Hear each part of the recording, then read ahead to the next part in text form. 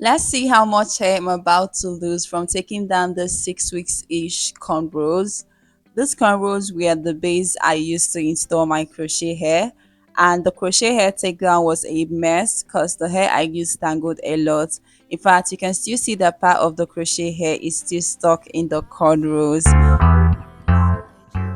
Hello and welcome back to my channel. So this is the part 2 of the crochet hair takedown.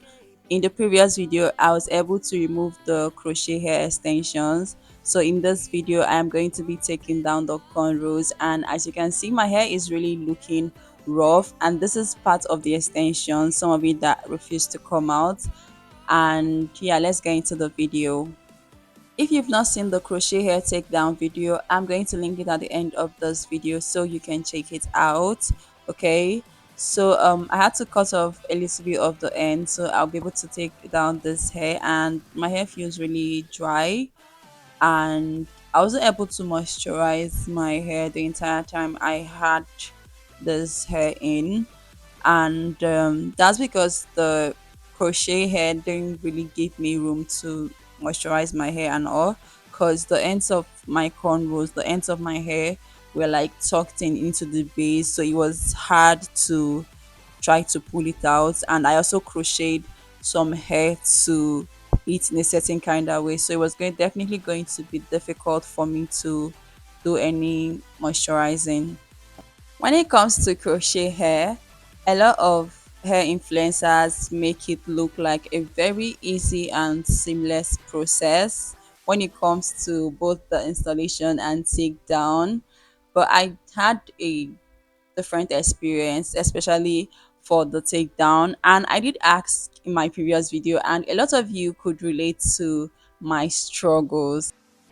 Someone was also kind enough to point out some of the mistakes that I made that could have possibly caused the takedown process to be more difficult. And yeah, thank you so much for your comments. I really appreciate them.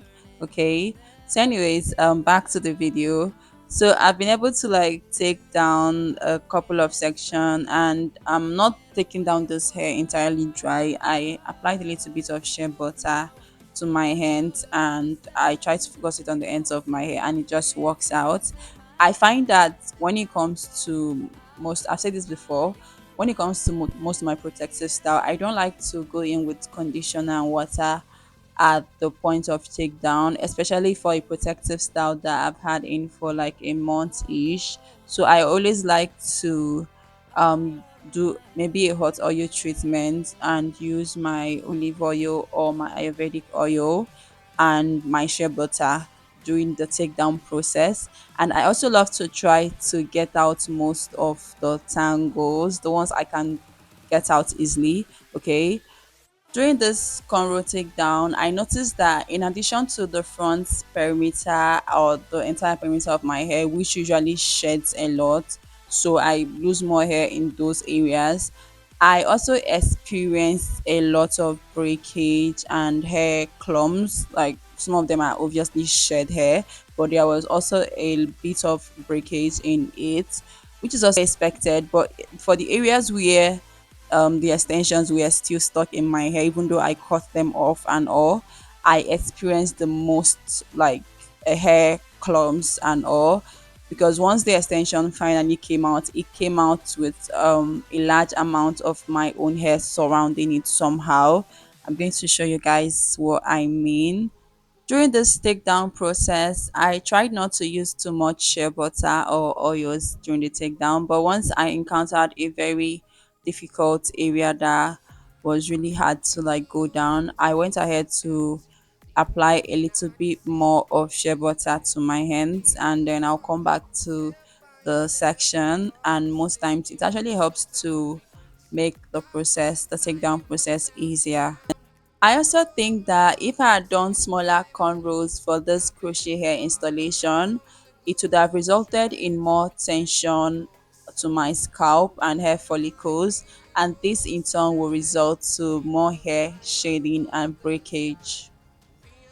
This particular cornrow section I am on to right now has a little bit of the hair extension stuck inside, And once I am able to get it out, you're going to see that it somehow comes out with a little bit more of my hair apart from the shed hair I have. As you can see, I'm really taking my time to do the whole takedown process and also get out the most of the shed hair. And once again, once I feel like particular section is difficult, I go in and apply a little bit more of shea butter to that section, and it just helps to make the process easier. And I don't know if you guys can see the extension, it's really tiny.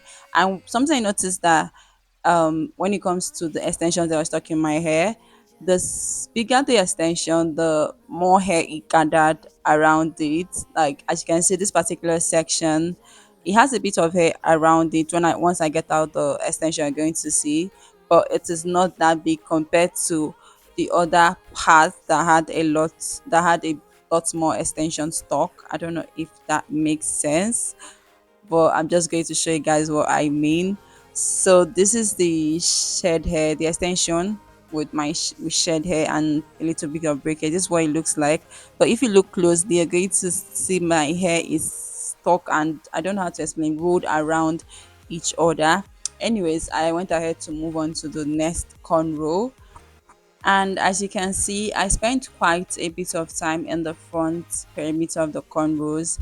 This is just to make sure that I take my time and I'm very thorough without breaking off my hair, because the hair in that front perimeter is usually very fragile, and it also has a lot of shed hair and tangles always stuck in that perimeter. Okay, so I really have to take my time so I don't go ahead to cause myself unnecessary hair loss and breakage. So for this particular cornrow section, there was no crochet hair stuck in, and all of this that is coming out in the front is just shed hair and breakage of my own hair. So once I am done with a particular section, I like to twist it all up so it doesn't tangle more and cause unnecessary breakage. Anyways, I went ahead to move over to the back side of my head, and also the back perimeter, and as I said earlier, the perimeter of my hair, the front and the back, the sides too, they usually have the most shedding and breakage. So once I also moved to the back, I experienced a bit of tangling and breakage, and I also noticed quite a bit of like clumped hair in certain areas at the nape of my hair. I'm going to show you guys. If you also look closely, you would also notice a bit of build up at the roots of this nape area. I don't know if you guys can see it, but there's a bit of build up compared to the other parts of my hair, like the middle section. The middle section, I didn't notice any build up at that point. Anyways, once I am done like taking down the cornrow to a certain extent, I just come back, apply a little bit more of shea butter on my hands, and then I try to get out most of the tangles and shed hair and the clumped hair too. I focus on the clumped hair because I noticed that when it comes to my protective style takedown, if I do not, as you can see, this is like a bit of tangling and clumping going on there. So as I was saying, I noticed that when it comes to my protective style takedown, I cannot just take down my twist or cornrows or any other protective style in general and just hop in to go detangle with okra gel, which is usually my go-to detangler. What I notice whenever I try to detangle my hair with water and okra gel or any other hair detangler is that it is usually difficult for me. Like it takes a lot more time if I don't try to get out the shed hair before going to detangle. Like it's usually very hard, and sometimes I end up losing more hair during the process because it's usually very frustrating. So I always try to get out most of my tangles on and shed hair. I never go in with my shed hair and try to use okra gel or any other product. This actually works for me. Let me know your own experience in the comment section. Are you team just take down your protective style and then you go into detangle with your detangling tools and products, or are you team try to get out the shed hair during the takedown process, and then you can still go back and detangle to get out all the shed hair, or rather most of the shed hair. Okay, let me know which team you are in the comment section. As I said earlier, I usually experience the most clumps of shed hair at the front perimeter and at the back perimeter. And at this point, I think I experience more clumping at the nape area, or the back of my hair, as you can see, because this is quite a bit of clumped hair. But I do think this has a bit of the hair extension in it with my hair too. So I think that was what it is, a bit of hair extension with my hair, but there's a lot more of my hair there. Anyways, as I said earlier, once I am done getting out most of the clumped shed hair and tangles out from a particular section, I just go ahead to twist it up and move over to the next section. I'm usually not one to use any tool or Eratel tooth comb to take down my protective styles or cornrows, as in this case, but my fingertips hurt a lot. It's still like hot from the crochet takedown thing, and so I had to use a rattle tooth comb at some point to be able to like take down the cornrow a little bit before I go back to using my hands and applying a little bit of shea butter. In case you're wondering how long it took to do this whole cornrow takedown thing, it took an entire day. I started this very early in the morning and I ended somewhere almost at midnight. So it took an entire day. Anyways, I have a few cornrows remaining, and this particular section has a big chunk of extension stuck inside. So it was really, really difficult to like get the extension out. And I was trying to be very gentle so that I do not cause myself unnecessary breakage in the process. So after some time, I had to cut the extension, and it still didn't bulge. It still didn't make the tangling process easier, so I had to go ahead and take my time to take take it out or detangle it off camera. And yeah, this particular section alone took like almost an hour, and no, I am not exaggerating.